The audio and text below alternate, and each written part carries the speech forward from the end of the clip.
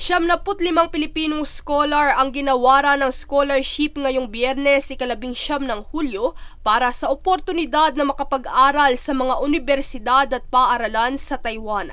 Pinangunahan ng Taipei Economic and Cultural Office and the Philippines o TECO ang isinagawang Taiwan Scholarship Awards ceremony ngayong taon. Ang scholarship program na ito ay sa ilalim ng New Southbound Policy na layong pahusayin ng kooperasyon sa pagitan ng Taiwan at mga karatig na bansa. Sa pamuklat na salita, nagbigay ng maikling mensahe at pagbati sa mga scholars si Taiwan Ambassador to the Philippines, His Excellency Wallace Minganchao. We plan to build more collaborations and connections with leading universities in the Philippines for training and recruitment. Students interested in business, technology, agriculture, medicine, tourism, and education, etc.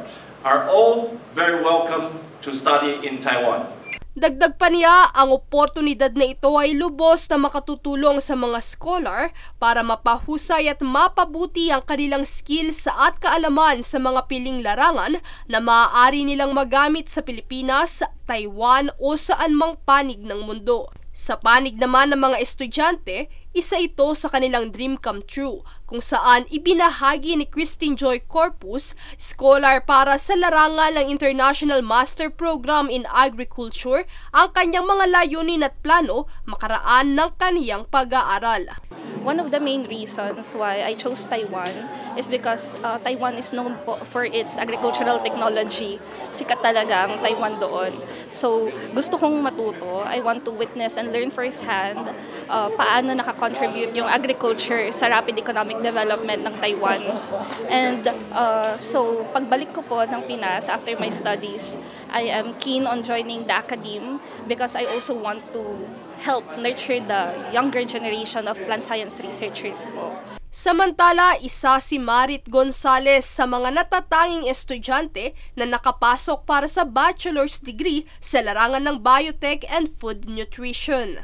Of course, the education offered in the Philippines is very high quality, but I acknowledge na some countries have more updated technology and they definitely are experts in other fields na mas align po with today's society. So for example, technology and semiconductors, which is what drew me to Taiwan in the first place.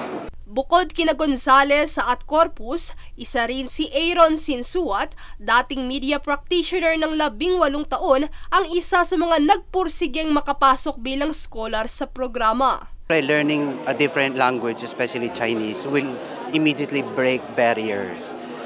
Dito pa lang sa Pilipinas, alam natin that there's so much Chinese who is heading the business sector, even politics, even other companies. So it's very important if you know the language as well. This will also help in many ways as well. Dagdag pa niyang mensahe, no matter how old you are, importante na patuloy kang nag-aaral.